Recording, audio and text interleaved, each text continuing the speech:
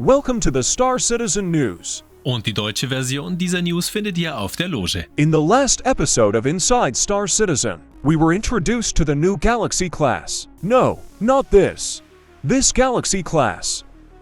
Some of the most powerful ships sold in Star Citizen are in many ways multi-crew, or multifunctional ships like the newly introduced Corsair or the Carrack, which give us a variety of options. Also, the new Galaxy class with its modularity at its core offers exactly that. Multi-crew and multifunctionality. It is advertised as the larger version of the enormously popular Constellation series, which is clearly surpassed in terms of size. The focus of the Galaxy, however, is on the more industrial and civilian sector and not on the combat strength that the Constellation, for example, offers. And already at this point, the apparently already advanced concept phase surprised us with regard to other upcoming concept ships. More on this later. The Galaxy offers elite players in particular a familiar appearance and is definitely a visual highlight with its aggressive and bald form. And at the latest in the bridge area, the similarities to the smaller Constellation become visible. After all, the latter looks very familiar to us. And even though combat does not really play a major role for the Galaxy, the obligatory combative image is not missing. However, the firepower is only suitable for rudimentary defense for a ship of this size with the 3 usable turrets. Much more exciting is the core of the Galaxy, its modularity, such as its use as a refinery for mining ships. In addition, the latest RSI concept also has a hangar for vehicles or ships, which is connected to the module complex. So it seems to offer us a jack of all trades. And that in a larger category, in the range of a Perseus. So just below a Polaris. But let's take a look at the layout of the ship. On the top deck we find the bridge, which has to be manned by 4 men, whereby the bridge design with the bridge at the back is very appealing. The generous space and station areas give an insight into the coming bridge design of larger ships from RSI.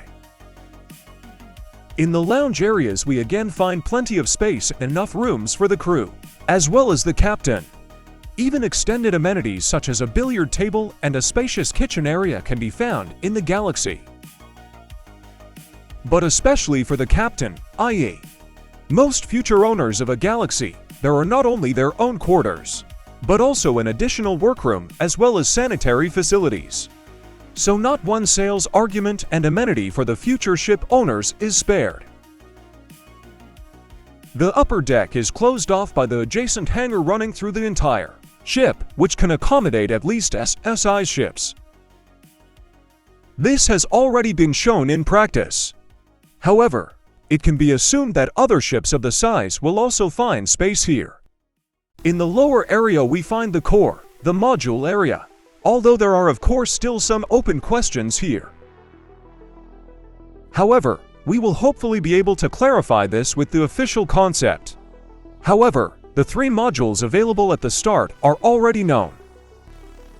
The cargo module with 512 SCU, the refinery module, and the medical module. With this medical module, we get the possibility to use several med beds, which with a very high degree of certainty keep at least level 2 in stock, i.e., offer the possibility to transfer our imprint there. This will give us a respawn option, such as on the Carrack or 890 jump. In addition, we will probably be able to use several beds at the same time, and also different levels.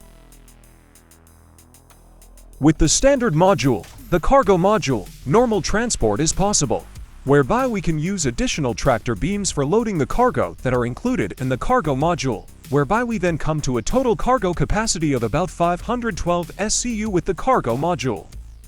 In addition, however, the Galaxy should also offer a standard cargo module in a very small scale, and finally, with the refinery module, we get the capability that a solo ship also offers for the Misk Expanse, but in a much larger scale. After we can use 2 refinery units and achieve a much higher refinery output than the smaller Expanse. With this module, we can then pick up the material bags of the mining ships delivered from outside, whereby to pick up units equipped with tractor beams are available, and unloading of mining ships is thus made much easier. However, there are other ships that have already been in concept for several years, which also receive a modularity and have not yet been the focus of development. For example, the Banu Merchantman or even the Retaliator, which has already been announced as the first modular ship available in the game. It is to be hoped that older concepts will not be left behind. After all, while a new modular ship like the Galaxy certainly has its charm, existing areas should also receive appropriate attention. It therefore remains to be seen what official information will be communicated on the sales launch of the Galaxy concept phase in this area. However, the render material presented is an indication that the Galaxy is already more advanced than older concepts in many areas. We will keep you updated.